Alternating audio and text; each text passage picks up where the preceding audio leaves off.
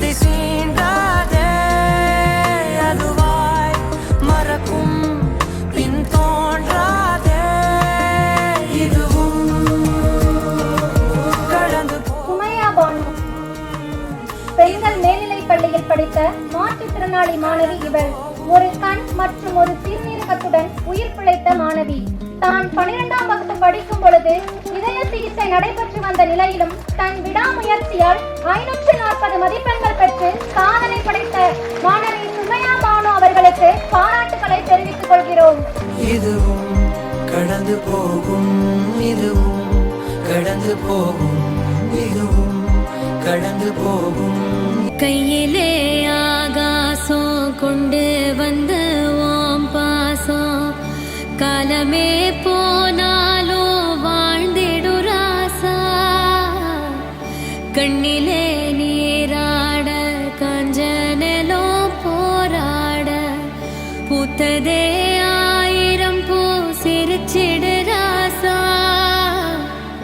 தூந்திருந்த கேணிலோ பால் சுரக்க கூடுமையா தூதுவன காம்பிலுமே தேன் வழியாதோ. உச்சி வெயில் வேளையில உந்து வரும் தூரலொன்னு தொண்டையில வந்து விழவோ நனையாதோ.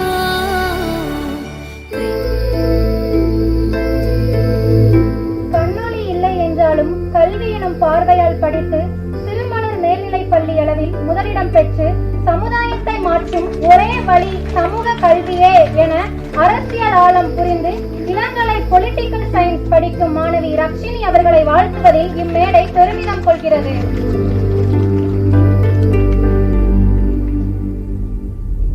அடுத்ததாக சத்யபிரியா. பெற்றோர்கள் இருவரும் மாற்றுத்திறனாளி.